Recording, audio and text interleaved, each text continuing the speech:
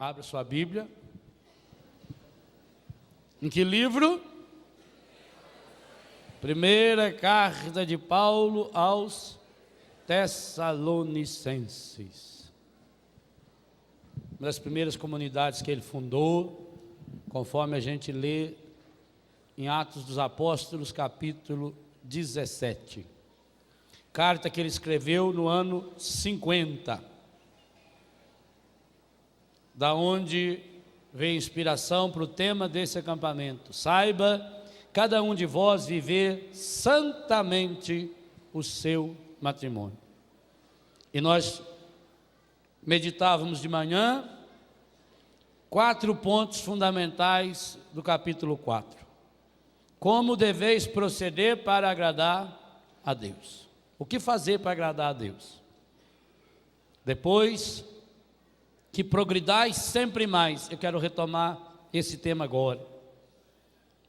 Esta é a vontade de Deus, a vossa santificação. E por fim, Deus não nos chamou para a impureza, mas para a santidade. Dada essa base, agora nós vamos retomar a partir do versículo 9.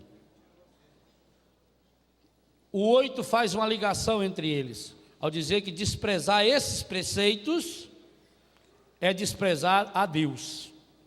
Penso que ficou muito claro que o matrimônio é vocação, que o matrimônio é um sacramento, que o matrimônio é sacramento por uma escolha divina, por uma vontade de Deus, que não foi a igreja, que a igreja não teria nenhuma condição de criar o matrimônio como sacramento, que é um sacramento que se realiza na carne, no corpo e obviamente no coração e na vida do casal, e que isso é um preceito divino. Então o versículo 8 retoma isso. Desprezar estes preceitos, esses 4 que eu resumi, é desprezar não a um homem, mas a Deus, que nos deu o seu Espírito Santo. Essa verdade eu vou retomar agora com vocês. Versículo 9. A respeito da caridade fraterna, a respeito do amor pleno, não temos necessidade de vos escrever. Por quê? Eu acho espetacular o motivo. Porquanto vós mesmos, quem tem a Bíblia pode ler alto comigo, aprendestes de Deus a vos amar. Repita isso mesmo quem não tem a Bíblia. Aprendestes de Deus a vos amar uns aos outros. Só os homens, por favor, repita.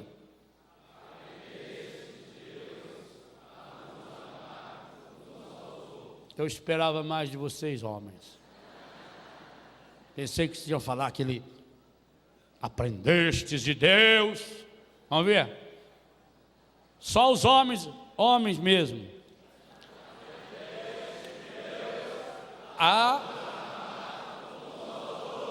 Muito bem. As mulheres, vamos ver se conseguem equilibrar.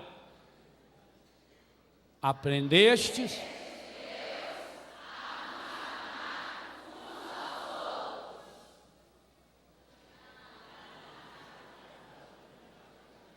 Mais ou menos.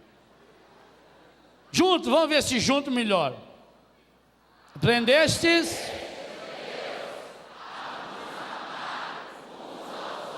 Palavra do Senhor. Esse é o segredo do matrimônio. Que coisa espetacular São Paulo está nos ensinando hoje. Que amor é uma coisa que a gente aprende. Que ninguém ama pura e simplesmente. Que do mesmo jeito que a gente precisa aprender a falar. Ou você não aprendeu a falar? Mamãe, papai, angu, abroba, paralelepípedo. É uma palavra difícil. E com quem que a gente aprende a falar? um casal de búlgaro foi aprender a estudar francês. Aí perguntaram a eles: mas por que vocês gostariam, sendo búlgaros, de estudar francês? E eles, naquele sotaque da Bulgária: é porque nós adotamos um bebê francês. E quando ele começar a falar, nós queremos poder entendê-lo. Quer dizer, com quem que a gente aprende a falar? Com os pais. A gente não vai na escola para aprender a ler, aprender a escrever. Por que que o mundo não ama? Porque as pessoas saíram da escola do amor. E segundo o que São Paulo está falando nesse versículo 9, quem é o único que pode ensinar o amor para você marido e para você mulher? Está aí. Repitam. Aprendestes de quem? De Deus, a vos amardes uns aos outros. Por isso a necessidade de se recuperar a verdadeira, a pura, a ortodoxa teologia do sacramento do matrimônio.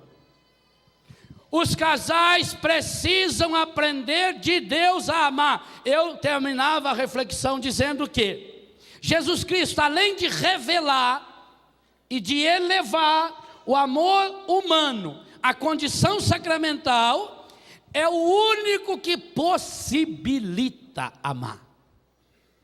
São João também vai afirmar isso no último texto escrito do Novo Testamento, no capítulo 4, versículo 7 da sua primeira carta.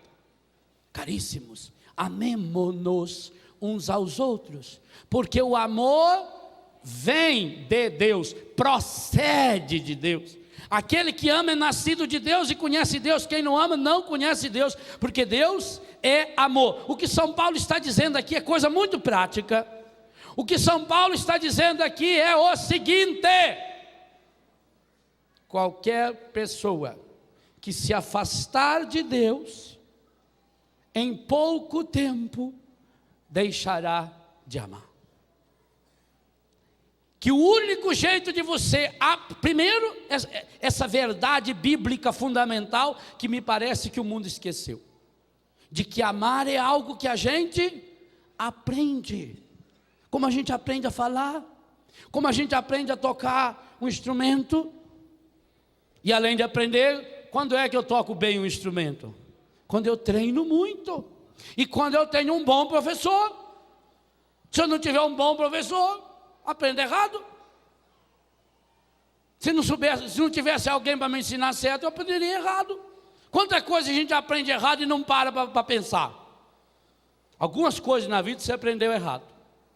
Às vezes você escuta a pessoa falar assim: ai padre, a nossa vida matrimonial é tão difícil, padre. Olha, o senhor pensa, não é um mar de rosas. Graças a Deus que não é um mar de rosa. Porque se fosse um mar de rosas, seria só uma aparência bonita, por baixo é puro espinho. Eu não sei de onde veio a imbecilidade que tiraram essa frase, um mar de rosa. Ninguém ia entrar nessa imagem. Você ia entrar, você ia ficar espetado. A única coisa da rosa que não tem espinho é a parte de cima. Mas é uma imbecilidade, mas fala. Ah, padre, está difícil, viu? Nós estamos lutando, nós estamos correndo atrás do prejuízo. É por isso que dá errado. Corre atrás do lucro, rapaz. Vai correr atrás do prejuízo. É besta demais.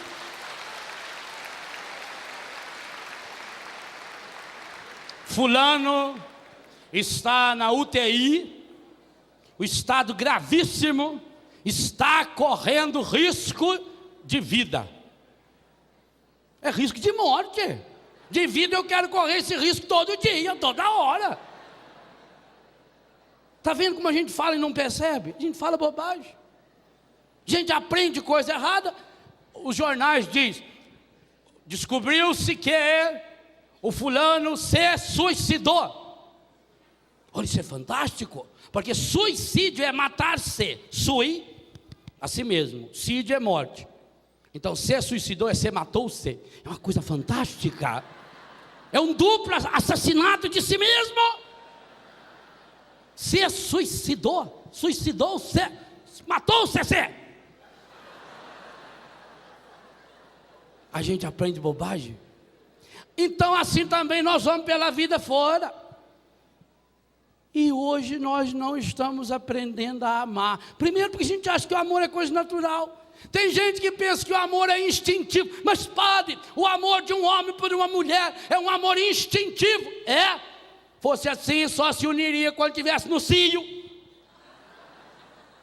Que você deixa lá 10 cachorros e uma cachorrinha. Eles dormem juntos, eles lambem um outro. Todo dia cedo eles passam a língua na cara, na orelha, no pé, em tudo quanto é lugar. E se você der bobeira, eles passam na cara da gente também. E não faz nada. Agora, quando o instinto dela avisa que o corpo está preparado para ter cachorrinho, então eles se unem. Amar não é natural. Amar é algo que a gente aprende. E quem é o único professor que pode ensinar a amar? Porque Ele é amor. Por isso que sem Deus, ninguém. E por que o mundo não ama? Maior doença do mundo, a grande doença do mundo moderno é falta de amor. E o mundo não ama por quê? Porque aqui diz que para amar é preciso aprender. E aprender de quem? Aprender de Deus. Meus irmãos e minhas irmãs, a primeira grande luta que os casais cristãos hoje precisam travar é contra uma praga, uma peste demoníaca chamada indiferença religiosa. A indiferença religiosa é pior do que o ateísmo.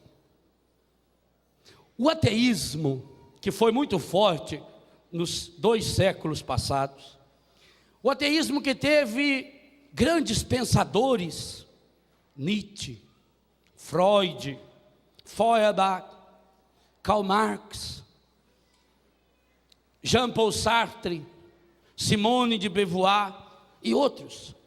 Ele não fez tanto mal ao mundo quanto o faz a indiferença religiosa.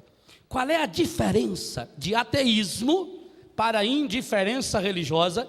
Por que é que a indiferença religiosa é pior do que o ateísmo? E por que é que a indiferença religiosa é a praga número 1 a ser combatida no matrimônio? Eu vou tentar responder essas 3 perguntas para vocês nessa final de manhã e começo de tarde. O ateísmo é uma negação a Deus. É negação, Theos, Deus. Então, ateu, eu não acredito em Deus. Eu nego a existência de Deus, ou talvez a sua utilidade. Isso ficou restrito a alguns pensadores. Ainda hoje tem algumas antas aí, por aí, sem muito argumento, que fica repetindo aquelas bobagens que Simone de Beauvoir escreveu, que Jean-Paul Sartre escreveu e etc. Mas hoje inclusive já se sabe que lá no fundo esses homens e essas mulheres não foram ateus. Eles foram frustrados religiosos. Na verdade, eles tiveram grandes decepções. Diga-se de passagem, 99% desses casos ligados a uma decepção familiar. Sartre, por exemplo, que não conheceu o pai dele, a mãe dele foi mãe solteira, ele foi criado pelo avô, o avô era um carrasco. Só que durante a semana era um carrasco, chegava no domingo e ia para a igreja, uma igreja evangélica, não sei qual denominação, também não interessa, se fosse católico não mudaria muita coisa. Então ele ficou com uma repulsa a Deus, mas por causa da visão que ele tinha de família. Sartre é a mesma coisa. Nietzsche é a mesma coisa. Nietzsche morreu louco, mas antes de ficar louco, 1 ano antes de ficar louco, ele fez uma oração profunda, contrariando aquilo que ele tinha escrito no livro Assim Falava Zaratustra, aonde ele dizia: se existisse Deus, como é que eu não sou um? E aliás, num livro chamado, acho que A Transcendência, O Caminho da Transcendência, o Leonardo Boff recentemente traduziu uma linda oração que o Nietzsche fez e que só foi descoberta recentemente em alguns textos perdidos do alemão. Depois, o mal que o ateísmo fez no mundo, por exemplo, nesses países que se declararam ateus, provou e provocou um cristianismo de raça. O maior fruto que o mundo moderno está conhecendo de um país ateu, comunista, chama-se João Paulo II. João Paulo nasceu num país que era comunista, portanto, um país declaradamente ateu. Teve que ser estudado no seminário escondido. Mas olha o que esse ateísmo de um país forjou. Foi o que forjou João Paulo II, foi o que forjou Santa Faustina Kowalska, por exemplo, e com toda essa maravilha que hoje nós experimentamos na Divina Misericórdia. É um cristianismo ortodoxo cada vez mais forte, que está explodindo na antiga União Soviética, hoje na Rússia. É aquilo que acontece em Medjugorje. Então o ateísmo, pelo menos ele era honesto. O ateísmo tinha uma grande qualidade, os ateus tinham uma grande qualidade. Você pega um livro do Marx, você pega um livro do Feuerbach, você pega um livro do Jean-Paul Sartre, Simone de Beauvoir, eles explicitamente dizem: eu não acredito, por isso, por isso, por isso. O ateísmo, portanto, nega a existência de Deus. A indiferença religiosa, ela não nega Deus. Ela não é uma negação de Deus. Ela é uma tentativa de afirmação de si mesmo. O problema da indiferença religiosa não está em Deus, o grande outro, está em si mesmo, é um ensimesmar-se, é um colocar-se no centro da sua história, gera uma egolatria, a idolatria do eu, e aí está a morte do matrimônio. Porque o centro é a pessoa, e essa indiferença é o que você escuta dia e noite, nos grandes meios de comunicação social, e no ouvido das pessoas: eu nasci para ser feliz, eu tenho direito à minha felicidade, porque Deus também não quer que a gente seja bobo, que a gente tem que ser bom, mas a gente não pode ser bobo. Qual é Deus? Se Deus é amor, é claro que Deus vai entender o meu amor, que eu estou amando, que eu deixei de amar. A indiferença religiosa vai gerando pessoas centralizadas em si mesmas, pessoas egoístas, e um egoísta não ama. O egoísta se ama no outro, o egoísta usa o outro para se amar, usa o outro para o seu prazer, ele se enxerga no outro, ele está com o outro enquanto o outro lhe é útil, enquanto o outro lhe serve para alguma coisa. É uma teoria, porque isso não é teologia, egocêntrica, egoísta, infantilizada. A indiferença religiosa gera pessoas infantilizadas, até pelo seguinte: os grandes ateus profetizavam o fim da morte de Deus. Nietzsche dizia isso: Deus vai morrer, e se ele não morrer é melhor que nós o matemos. Marx dizia: na perfeita sociedade comunista do futuro, não haverá espaço para Deus e para as suas manifestações. Então o que aconteceu, meus irmãos? Todas as previsões futurísticas dos ateus deu em nada, porque esse mundo ateu que eles profetizaram, esse mundo não aconteceu. O humanismo ateu, ao invés de criar um mundo onde favorecesse o ser humano, onde ajudasse o ser humano a ser gente, a ser pessoa, foi tornando o ser humano uma coisa, foi coisificando o ser humano, foi construindo uma sociedade onde o ser humano hoje não vale nada mais, porque é a sociedade do descartável, onde você usa, é a sociedade utilitarista. Enquanto me é útil, eu uso, eu escolho, e na hora que eu uso eu não quero mais, eu jogo fora. A indiferença religiosa está gerando uma sociedade em que a sede de Deus, que é inata no ser humano, se o ser humano é a imagem e semelhança de Deus, se Deus é amor, o ser humano foi feito para amar. Enquanto não ama, não é humano, é um eterno frustrado, é um eterno deprimido, é um eterno doente. Como não pôde cortar essa sede de Deus, essa busca de Deus, a verdadeira espiritualidade, a indiferença religiosa gerou um espiritualismo baseado no esoterismo, nas falsas doutrinas, nas falsas religiões que atacam em primeiríssimo lugar, o relacionamento conjugal e, por consequente, o relacionamento familiar, causando malefícios hediondos, terríveis no mundo inteiro. A indiferença religiosa, ela mata não só a minha imagem de Deus, ela mata a autoimagem correta do ser humano. Porque ao colocar o ser humano no centro da sua própria história, ao colocar o ser humano como o seu referencial, o ser humano cresce intelectualmente, socialmente, mas afetiva, psíquica e espiritualmente, não passa de um joguete. Porque essa sede de Deus está lá dentro do coração. O ser humano está sempre buscando esse Deus, e aí ele vai buscar as causas para as suas decepções, para os seus fracassos, e o maior de todos os fracassos que o ser humano pode ter, é o fracasso na sua vocação primeira, que é amar. Então vai buscar isso em coisas exteriores. A indiferença religiosa vai gerar o materialismo. O materialismo, por sua vez, é alimentado pelo consumismo, porque já que a pessoa vale pelo que ela tem, e o vazio interior precisa ser preenchido, e a pessoa tenta preencher com coisas exteriores, porque ela cortou a origem que alimenta a fonte do amor. O Papa João Paulo II, na Familiares Consórcio, número 56, ele vai dizer que o sacramento do matrimônio é fonte e origem do amor. Ao cortar pela indiferença religiosa, como é que vai acontecer na indiferença religiosa? O contrário de amor não é ódio.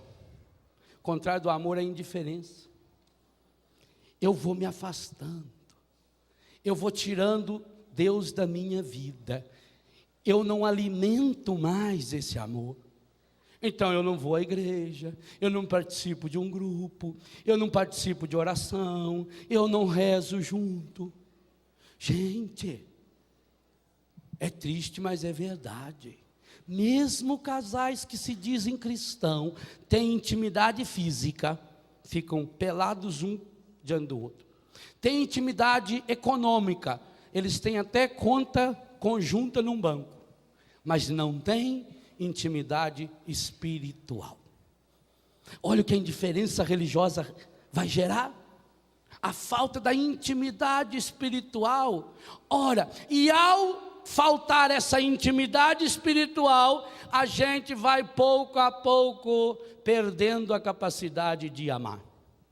Porque aquilo que você não pratica, você esquece.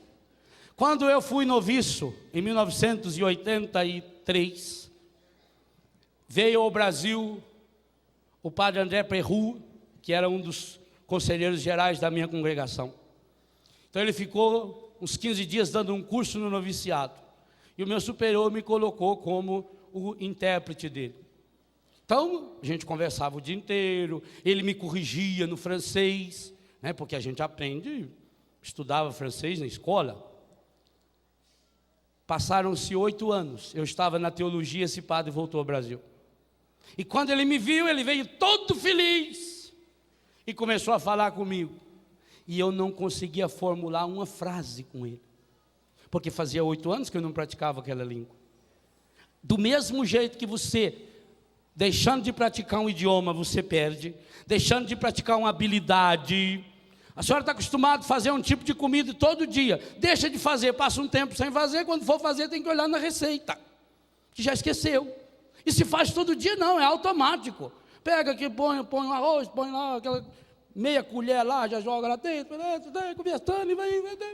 Não é assim? A prática. Faz o crochê, faz tricô, costura, dirige. Quando a gente está aprendendo a dirigir carro, se segura com as duas mãos no volante e firma ali, fica de zóio fixo lá, e pisa para lá, e passa a marcha, que ela faz uma força tremendona, vai passar a marcha. Depois não, depois você dirige automaticamente. Agora, aquilo que eu não pratico, pouco a pouco, eu vou perdendo a minha habilidade. Se eu não treino, eu vou perdendo, eu vou enferrujando. Olha o que está acontecendo com os casais cristãos. Pela indiferença religiosa, eles vão se afastando de Deus. E ao afastarem-se de Deus, pouco a pouco, vão afastando-se um do outro. Aqui está a causa número 1 do desquite e do divórcio. A indiferença religiosa. Por quê? Na hora que o ser humano se afasta de Deus, ele perde a capacidade de amar. Amar é algo que a gente tem que aprender. E o único mestre do amor chama-se nosso Senhor Jesus Cristo. Por isso que São Paulo, volto nele, não tem medo de falar, no capítulo 4, especialmente no capítulo 5 de Efésios, que os casais cristãos reproduzem o mistério do amor de Cristo pela sua igreja. Como Cristo amou a igreja, marido tem que amar a sua esposa. O que significa ser casal cristão?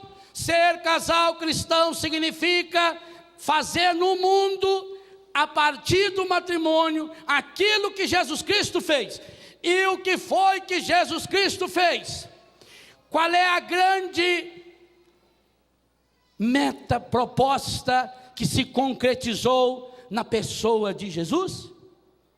Jesus, por onde passava, a quem se dirigia, a quem falava, em toda e qualquer situação, repito, toda e qualquer situação, Jesus transformou em links para o reino de Deus. Ser cristão, portanto, significa fazer o que Jesus fez. E o que Jesus fez? Aonde Jesus chegou, Jesus instaurou o reinado de Deus. Então ele chegava numa pessoa que estava doente, significa que estava reinando naquela pessoa ou encardido através da doença, como o próprio Cristo afirma. Quando vão brigar com ele lá, porque ele curou aquela mulher que fazia 18 anos que estava encurvada, Jesus disse, e eu não ia curar essa filha de Abraão, que há 18 anos estava aprisionada pelo demônio?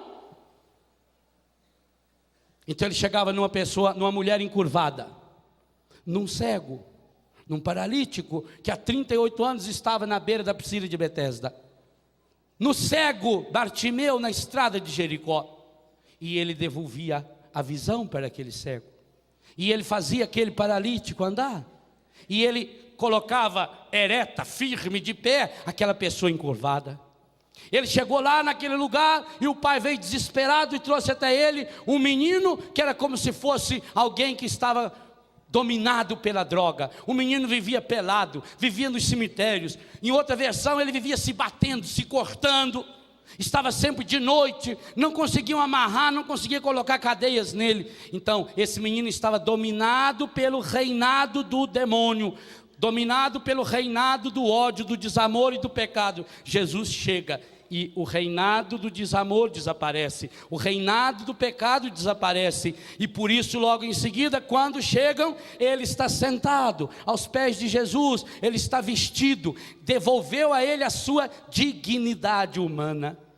Trazem a Jesus uma prostituta pega em flagrante adultério, aquela ou uma daquelas da qual o Senhor expulsou 7 demônios. Significa que estava acontecendo na vida dela o reinado da prostituição, o reinado do pecado. Mas quando Jesus chegou na vida dela, instaurou em sua vida o reinado de Deus, e por isso ela começou uma vida nova. A mesma coisa com aquela samaritana que vivia no adultério, ou com Zaqueu que vivia dominado no reinado do demônio que o prendia pelas suas condições econômicas, como ladrão que ele era. Mas Jesus, ao se aproximar dele, ele ao se aproximar de Jesus, passa a viver em si o reinado de Deus. Por isso Jesus diz, buscar em primeiro lugar o reino de Deus. Então, ser um casal cristão significa instaurar, fazer acontecer o reinado de Deus a todas as pessoas com as quais eu me relaciono, em primeiro lugar com o meu esposo, com a minha esposa. Ah, que desafio espetacular! Pois eu digo a você, sem a força do próprio Cristo. E por isso que o catecismo vai dizer que todos os demais sacramentos, eles como que nos antecipam e nos preparam para aquilo que o sacramento do matrimônio realiza. O batismo é o nosso mergulho nupcial. A Eucaristia é o banquete das núpcias do Cordeiro. Felizes os convidados para a ceia do Senhor. Eis o Cordeiro, as núpcias do Cordeiro. É o alimento nupcial que vai se realizar na vida matrimonial. Símbolo privilegiado, sinal privilegiado do amor infinito de Deus por nós, até mesmo quando o ser humano se afasta de Deus por indiferença ou pelo pecado, como Deus vai se manifestar através do profeta Ezequiel, através do profeta Oséias, quando manda-os amar a esposa infiel, amar a esposa prostituída. Instaurar o reino de Deus. Essa foi a atividade de Jesus. Aonde ele chegava, em qualquer situação, Jesus criava um link do reino de Deus. Que coisa espetacular. Se você pegar, por exemplo, o capítulo 13 de Mateus, que é um capítulo inteiro sobre as parábolas do reino. O reino de Deus é comparado, o reino de Deus é semelhante a um semeador que saiu semear a semente. Há uma mulher que coloca um punhado de fermento na farinha. Há um homem que largou tudo para ir atrás do tesouro escondido, da pérola preciosa. O reino de Deus acontece através de atos concretos. Significa, meu irmão, minha irmã, que você, por ser uma só carne, um só corpo e um só espírito com seu marido, e você, por ser uma só carne, um só corpo e um só espírito com sua esposa, tudo que você faz, tudo, desde as coisas mais singelas, desde as coisas mais simples, você está fazendo o reino de Deus chegar até essa pessoa que você ama. Aí sim, nós estamos entrando na dimensão sacramental do matrimônio, aprendendo de Deus a amar. Eu, esposa, eu não limpo o banheiro. Eu, esposa, eu preparo esse lugar, porque meu marido e meu filho, quando chegar nesse banheiro, aqui eles têm que encontrar Deus. E por isso que eu, marido, quando vou usar esse banheiro, eu não mijo fora do vaso, porque eu estou aqui diante de um projeto do reino de Deus, concreto, visível, palpável. Eu digo para minha mulher, eu te amo, conforme eu uso o vaso sanitário. Ou é mentira minha isso?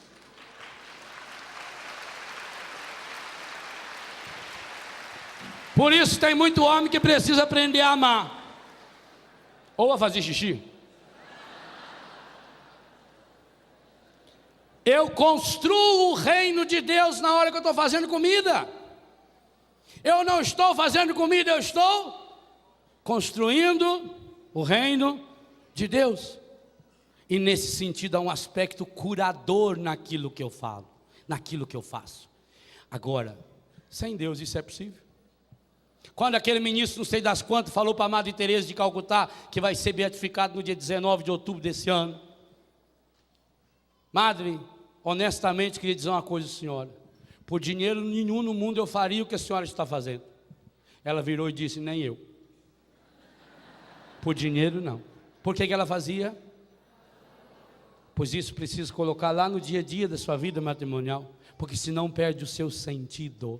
A indiferença religiosa faz com que você, ao limpar aquele banheiro, você não esteja mais construindo o reino de Deus. Você quer ver uma diferença? Você pode estar limpando aquele banheiro, construindo o inferno. Em primeiro lugar, dentro de si, resmungando, xingando. Cada vez que eu resmungo, que eu xingo, eu estou conversando intimamente com o encardido. Esse é o princípio da loucura. A pessoa fala sozinha. O cara foi internado no hospício, o médico ligou para a esposa e falou, escuta, quando o seu marido vivia com vocês, ele já falava sozinho? Ela disse, eu não sei, porque quando ele estava sozinho, eu nunca estava junto. Então, a senhora também vinha aqui, que eu vou examinar a senhora aqui. Que coisa interessante. Quando ele estava sozinho, eu não estava junto. Porque quando eu estava junto com ele, ele não estava sozinho. Olha que coisa impressionante. Falei, então, senhora, por favor, vem aqui que eu tenho que examinar a senhora. Estou achando que isso aqui é genérico e genético. Então, a hora que eu estou limpando aquele banheiro, resmungando, eu estou criando inferno. Eu estou reproduzindo inferno. E como eu reproduzo, ele fica. E como o único jeito que o encardido tem para botar a mão naquele copo, para botar a mão naquele banheiro. Quantas brigas de casal começam por causa do uso do vaso sanitário? Quantas? Porque a mulher, quando ela entra lá e vê aquele espetáculo,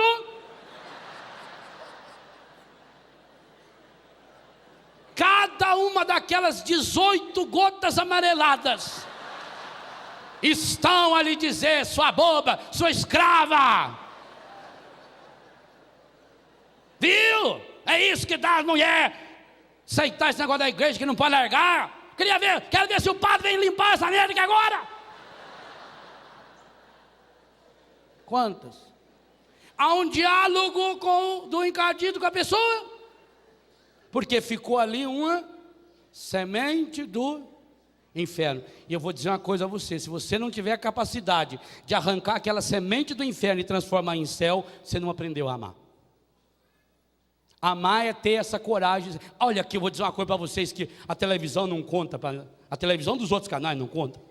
Amar é ter a capacidade de morrer. Está lá o símbolo máximo do amor, olha lá. João 13. Tendo amado os seus que estavam no mundo, amou-os até o fim. E se você quer amar até o fim, não tem outro jeito. A indiferença religiosa diz para você: nada, isso aqui é um trabalho que fizeram para você. Você vai lá na dona fulana, você leva uma cirola do seu marido, sem lavar, tem que levar ela amarela e marrom ainda, leva lá numa folha o nome dele, a data do nascimento, e R$500 que é para o santo. E eu vou fazer um trabalho para você. Quantos casos você conhece que a pessoa, a primeira vez que se afastou da sua igreja, foi por uma decepção amorosa? Não responda, só pensa. Quantos? Olha como o encardido é terrível. Na medida que você vai se afastando, a indiferença religiosa. Então, eu perdi o namorado, eu perdi a namorada. Alguém diz para você: faça isso que você vai conseguir. Primeiro você tem que olhar para ver se o signo de vocês combinam. Vamos ver, faz um mapa astral. E você vai indo. Olha, isso é tira e queda. Você vai lá e põe essa pirâmide lá no seu quarto. Põe essa bruxinha e você vai indo. Normal, fez isso, não está nem aí. Mas aquilo, meu irmão, minha irmã, é uma semente do inferno que o encardido colocou lá dentro da sua casa. E talvez hoje você esteja perguntando: por que não dá certo? Padre, eu não sei por que não dá certo, padre, a minha vida. Eu não sei por que, padre, a gente não se ama mais. Talvez você esteja guardando aquela semente de inferno, que no momento da fragilidade, é essa hora que ele está ali. O encardido só nos ataca, a gente, na hora da fragilidade. É a mesma coisa, ninguém empresta dinheiro a juro. Se você tiver dinheiro sobrando, você só vai atrás de emprestar dinheiro aí, como é que chama esses homens que... agiota. Então você só fica um idiota indo atrás do agiota na hora do desespero. Se eu tenho dinheiro sobrando, eu vou lá. Não sou besta. Assim também, ao ir pouco a pouco diminuindo o fogo do espírito na vida conjugal, porque o que não é alimentado morre. Se eu não estou com Deus, eu não aprendo a amar, eu perco a capacidade de amar. E aí, como eu tenho essa necessidade de amar dentro de mim, como eu tenho essa sede de Deus dentro de mim, então na hora da fragilidade, na hora que perdeu um amor, e é essa também uma das grandes causas hoje que leva as pessoas à depressão, que leva a pessoa à bebida. Acho que é Ré menor, faz aí. Uma oração de cura interior que eu vi. E o que é bonito é que eles fazem direitinho lá.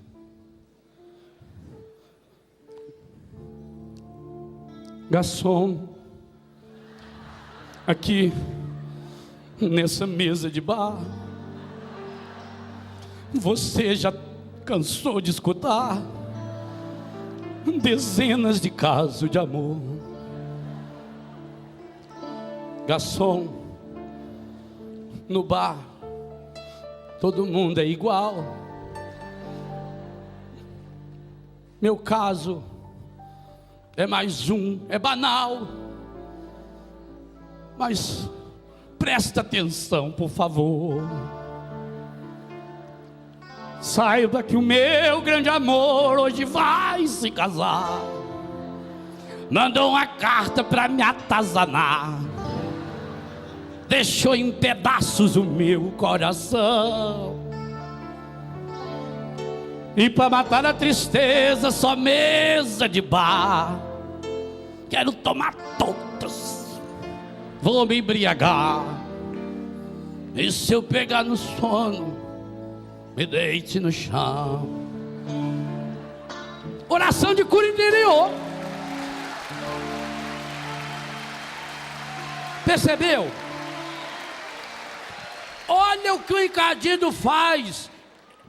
Aliás, essa música quem me mostrou a primeira vez, um amigo que eu gosto muito, e ele gravou essa música num CD de piada, de história engraçada, Tom Cavalcante, quando fazia aquele personagem bêbado dele.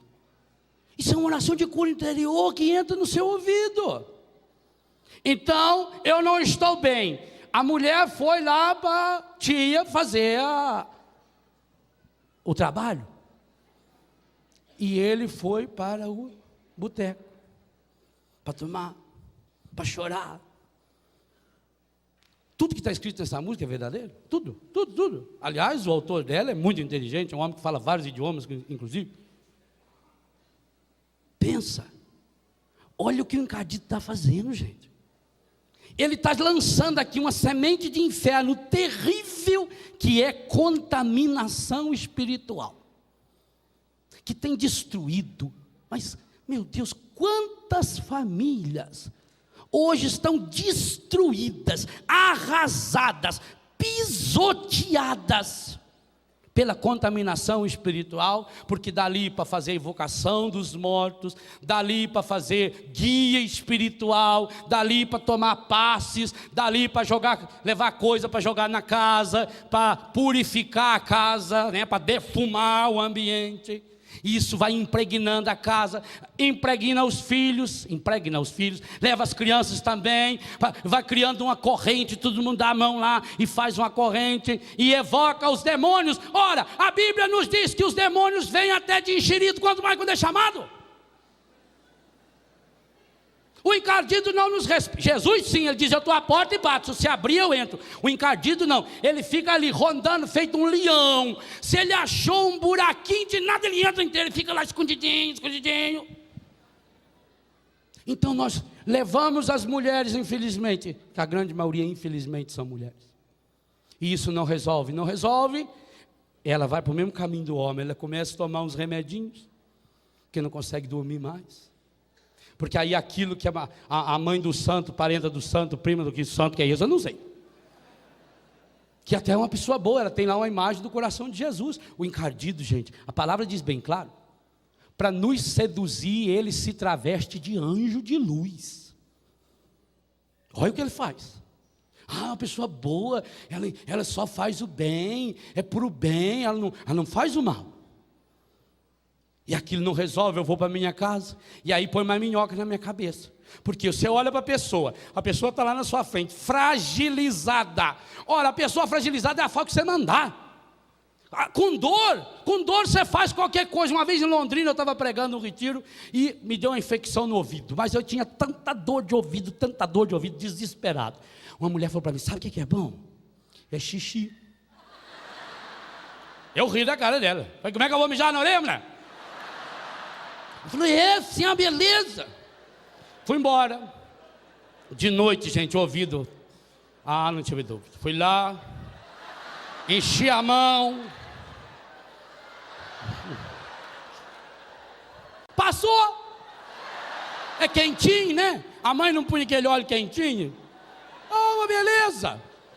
Levei uns 15 anos para limpar a sujeira que ficou no ouvido. Intoxicou o ouvido. Além de eu escutar um barulho medonho dia e noite, passou a dor, ficou reto. Então, na frágil, você faz qualquer coisa. Gente com fome come qualquer porcaria. A gente vê as pessoas com fome nas lixeiras, catando na rua. Gente com fome de Deus também come qualquer porcaria. Estão alimentando o coração das pessoas, porque não estamos aprendendo a amar com Deus, e o único jeito de aprender a amar é em Deus, lá na porcaria. E aí eu vou para casa e fico com aquelas coisas na minha cabeça. E aí, é claro, ela já viu que eu não estou bem, viu que eu estou fragilizada, ela ou ele, tanto faz. Tem uns esquisitos também que são pai, não digo, mas assim, primo, longe, ou parenta, tia, sei lá o que é aquilo. Colega, né? Colega, mas é colega aquilo. Eu falei, meu filho, isso é um trabalho que fizer para você. Tem alguém nessa história? Tem uma mulher na vida? É claro que tem, a não ser que a pessoa vivesse. E quando fala, não tem possibilidade de ter mulher, então é pior, filho. É um rapaz. A dor é maior. Aí você vai para casa. E liga a televisão. Eu que vejo. Me dá o meu catecismo aí. Está aí no... O que vê na televisão, eu vou comentar o que está aí amanhã, mas só para não perder o... Dentro do meu catecismo tem outra coisa. Aqui, revista semanal de maiores circulação desse país, com mais de 1 milhão de exemplares vendidos. Amor obsessivo, violência doméstica, alcoolismo, homossexualidade, os dramas e os dilemas dos personagens de Manuel Carlos fascinam o Brasil. Isso aqui é modelo de mulher. Aqui dentro mostra umas tranqueiras. Estou mostrando a revista, para não dizer que é número 30, ano 36, número 27, edição 1810, 9 de julho, faz 2 semanas. Sabe quanto custa uma inserção comercial? Porque quando eles dizem que televisão não influencia nada, de 1 minuto, segundo essa revista, nesse horário dessa novela, uma inserção de 1 minuto custa R$ 386.760. 1 minuto. 3 minutos de propaganda dessa fecha a campanha.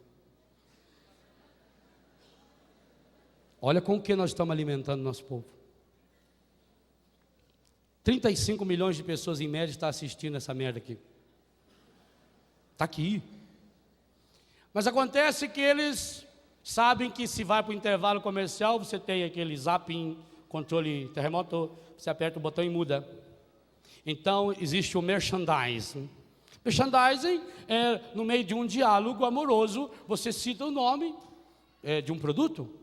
Merchandising é quando o ator principal vai sair, ele pega a chave do carro e aí mostra a marca do carro.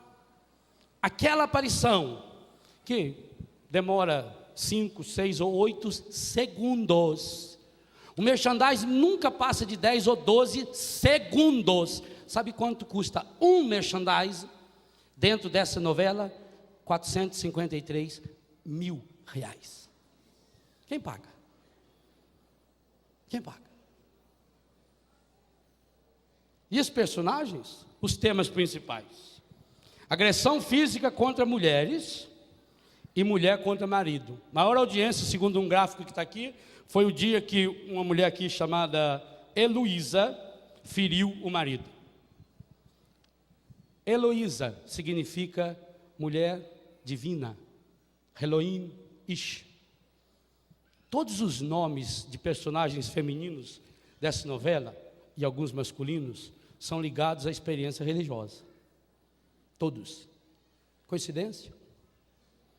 Comportamento obsessivo no amor, preconceitos contra idosos, hoje dia do idoso, alcoolismo, lesbianismo, adultério, sedução de menor, namoro com um padre. O padre chama-se Pedro. Coincidência? E como o Brasil não tem ator para fazer, foi buscar um italiano. Pedro da Itália. Por quê, gente? Onde está a sé da sua fé católica? A igreja de São... Aonde? Em Roma. É por acaso? É por acaso que paga uma fortuna para um ator desse vir lá? E a mulher com a qual ele vai se casar, está escrito que ele vai largar, vai ficar com ela, chama-se Estela. O Papa Paulo VI proclamou Maria a estrela da evangelização. É essa estrela que está tirando esse padre. A outra mulher desequilibrada chama-se Raquel, uma das mulheres mais importantes da Sagrada Escritura para o povo de Deus. Uma é obsessiva, a outra é espancada. No núcleo jovem, o Cláudio significa manco, namora Gracinha. Graça, Maria é cheia de graça. A liberada, uma velha aqui, vizinha nossa, Lorena, namora um jovem, o nome dele é Expedito, um bom santo. A Helena, todas as novelas desse autor têm uma personagem com o nome de Helena, Santa Helena, a mãe de Constantino, a grande patrona da nossa igreja. A assanhada chama-se Silvia, a malcriada Doris, a alcoólatra, olha o nome, a avó do Cristo, Santana. Será por acaso que duas personagens, segundo a revista, porque eu nunca, graças a Deus, nunca assisti nem um milésimo de capítulo disso aqui. Será que é por acaso que a alcoólatra e a outra lá destambeiada sejam professoras? É acaso? Por que os alunos não respeitam mais seus mestres? A alcoólatra chama-se Santana. A lésbica, uma chama-se Rafaela, Deus cura, e a outra é Clara, numa influência terrível para as Clarissas e Companhia Limitada. Então é isso que alimenta hoje 35 milhões de brasileiros. Percebe o que a indiferença religiosa está gerando? Porque esse aqui é o novo Deus. É o novo Deus. E um Deus que cobra muito caro. Um Deus que cobra 456 mil reais de uma inserção de 12 segundos. É o tempo que você leva para rezar um Pai Nosso. Então pensa bem. A contaminação que levou lá, porque eu fui lá para salvar meu casamento. E o problema sempre está fora, nunca está em mim. Eu chego na minha casa e eu vou assistir a isso. Porque isso é o símbolo máximo das mulheres apaixonadas, diz o que é o tema principal da novela. Apaixonadas, que coisa espetacular, é isso? Não. Vou dizer uma coisa a você, aqui eu não consigo retratar nenhuma das pessoas dos meus relacionamentos. Nenhuma dessa mulher aqui representa minha mãe, minhas irmãs, meus amigos, minhas amigas, nenhuma. Nenhuma. Será que representa o seu? Então por que 35 milhões de pessoas estão aí? Pensa o que é isso. Então termino de assistir essa porcaria, aí vai para a cama e dorme? Não dorme. Aí precisa tomar remédio. Aí precisa se empanturrar de veneno. E o marido está lá no bar. Está lá fazendo a oração dele para o garçom, está lá dormindo no chão, está lá bebendo. E dali, quem sabe, para ir para uma zona, ou para os perdidos que estão sempre perdidos, não sabem aonde ir. E talvez, gente, sabe o que é terrível? Isso que o Reginaldo canta aí na música, mexe comigo, fala assim, no bar todo mundo é igual. Se eu pudesse dizer na igreja todo mundo é igual, com certeza, ao invés de ir para o bar, iriam para a igreja. Se nós pudéssemos dizer no grupo de oração todo mundo é igual, todo mundo é irmão que se ama, que se ajuda, mas infelizmente nós não podemos dizer, porque nós os católicos, nós sacerdotes e vocês que receberam a vocação do matrimônio, estamos pouco a pouco nos afastando de Deus, e quanto mais a gente se afasta de Deus, mais fraco a gente fica. Pedro, o primeiro Papa, quando estava ao lado de Jesus, e foram lá o exército inteiro para prender Jesus, com tochas e com mais coisa, o Pedro ficou um arara, o Pedro pegou uma espada do próprio soldado e cortou a orelha de um deles, do Malco, é Mike, que é de Mike Tyson, como mordeu a orelha do outro aquela vez, eles são parentes. Que força Pedro teve? Meia hora depois, diante de uma empregadinha lá numa fogueira, lá no barzinho, Pedro negou Jesus 3 vezes. Os evangelistas contam o segredo. Pedro seguia Jesus de longe. É isso que acontece comigo, Padre Léo, é o que acontece com você, namorado, noivo, casado. Na medida em que nós vamos seguindo Jesus, quanto mais longe de Jesus, mais próximo do encardido, mais próximo da depressão, mais próximo do alcoolismo. Meus irmãos, o último dado que nós temos, o Ministério da Saúde tem esse dado. O Brasil tem 11,7% da sua população dependente de álcool, o que dá em torno de 20 milhões. Sabe o que é isso? 20 milhões de dependentes do álcool. Quantas Betânias nós vamos ter que abrir? 20 milhões. Aí você pega agora, cada um deles está relacionado a 2 ou 3 pessoas da sua família, ou seja, mais da metade desse país sofre esse drama, gente. E ele começa aonde? A culpa não está lá na Globo que põe essa novela no ar. Nos botecos que se abrem nesse país, porque a lei não tem coragem nenhuma de, nessas horas, de colocar em prática aquilo que pede as leis internacionais. A lei internacional diz que pode ter um bar somente num período que vive num círculo de 3 mil habitantes. Aqui no Brasil tem 3 mil bar para cada habitante. Mas a culpa não é dele. A culpa não é do Lula, que deixou a coitada da mulher trancada no carro lá na Espanha, não. Enquanto nós católicos não tivermos a coragem de dizer, por minha culpa, minha máxima culpa, de padre que não vive o meu sacerdócio, e de católico, cristão, leigo, fiel, que não vive o sacramento do matrimônio, esse povo vai servir-se das garras do encardido para tripudiar em cima de nós, e estão fazendo isso na nossa cara, e nós estamos pagando para isso, pagando.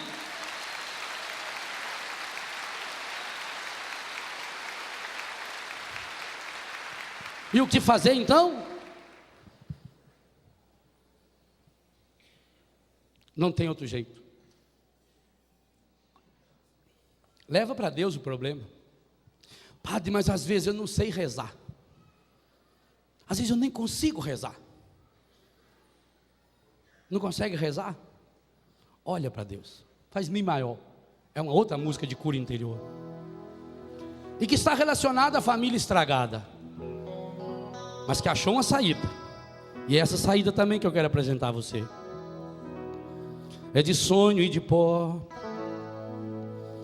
o destino de um só, feito eu perdido em pensamento sobre o meu cavalo. É de laço e de nó, de gibeira o giló, dessa vida curtida a só. Sou caipira, Pirapora, Nossa Senhora de Aparecida, ilumina a mina escura e funda o trem da minha vida. Sou caipira, Pirapora, Nossa Senhora de Aparecida, ilumina a mina escura e funda o trem da minha vida. O meu pai de Aparecida, ilumina a mina escura e funda o trem da minha vida. Diga para Deus. Hoje, pelas mãos de Maria, me disseram que eu viesse aqui na Canção Nova. Aqui eu aprendo a rezar. Mas a primeira de todas as orações é a coragem de olhar para o coração rasgado do Senhor, olhar para o coração imaculado de Maria e mostrar a minha história passada, as mágoas e os ressentimentos que eu trago dos meus pais, do meu pai que foi peão, que viajava, que cada um de nós teve um pai peão, que muitas vezes não estava próximo, que não pegou no colo, da minha mãe solidão, sozinha, quantas vezes sofreu sozinha, quantas vezes chorou amargamente sozinha.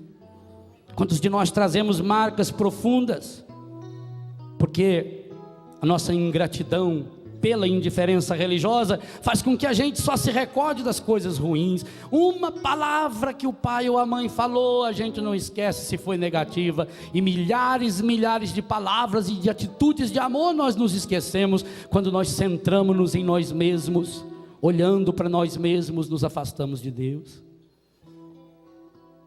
Apresente nesse olhar seus irmãos, os casamentos desfeitos. Quantos de nós já nos descasamos muitas vezes? Talvez, graças a Deus, você não descasou da esposa ou do marido, mas nos descasamos de Deus, da família, dos amigos, nos divorciamos da igreja, nos divorciamos da confissão, nos divorciamos do carinho, da ternura, do diálogo, do abraço, do beijo. Apresente ao Senhor.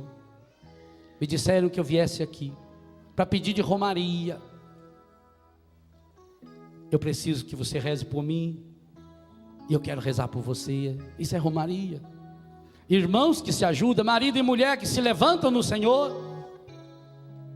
E muitas vezes há situações em nossa vida que as palavras só atrapalham, em que a única coisa que eu consigo fazer é olhar para Deus, como Pedro, que depois de ter negado olhou para Jesus, e Jesus olhou para Pedro, e Pedro chorou amargamente. Quantos de nós também precisamos muitas vezes transformar nossos olhares em oração, olhar para Deus, olhar para Nossa Senhora e dizer: ô mãe, estou aqui, mãe, estou angustiada, eu estou deprimida, meu marido não está aqui. Mas você também tem a coragem, quem sabe bêbado, ao invés de falar para esse garçom, falar para Jesus, que também estava naquela festa de casamento, ou para um daqueles serventes que estavam lá, dizer: eu estou aqui, Senhor, me escuta, Senhor. Talvez você não consiga falar, olha para Deus e deixa Deus olhar para você. Quantas e quantas vezes a semente do céu chegaria no seu matrimônio, se depois que você tivesse aquela tristeza, decepção, quem sabe o marido chegasse bêbado, a mulher chegasse bêbada, ou dopada por um remédio, por um veneno, por uma droga, e aí começa uma briga, quem sabe? E eu quero pedir ao Senhor para poder falar sobre isso amanhã. Quem sabe a única coisa que precisaria era um olhar. Quantas vezes a coragem de uma esposa que olha com os olhos lacrimejados no olho do seu marido, fedendo cachaça, mas não fala nada.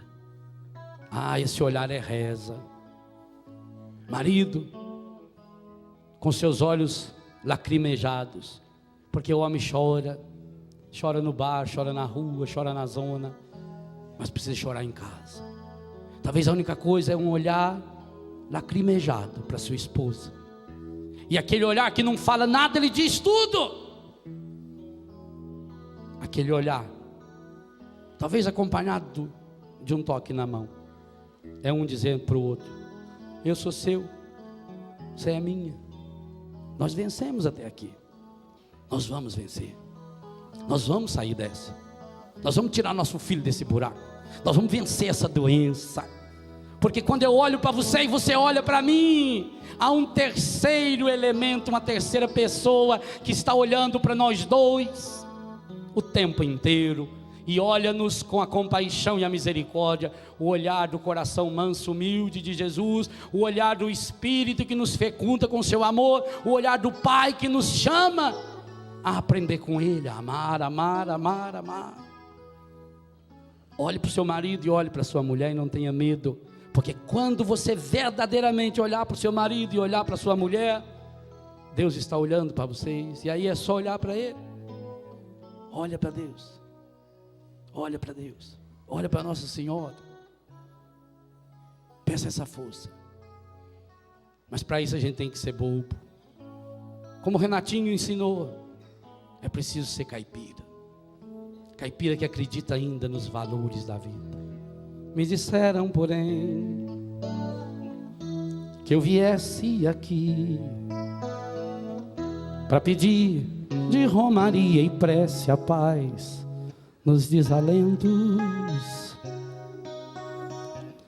Como eu não sei rezar, só queria mostrar meu olhar, minha vida. Olha para o seu marido, olha para sua mulher e nesse olhar diz: eu amo você. I love you. Desce um beijo chapuletado na boca dele e dela aí, vamos ver. Deus abençoe.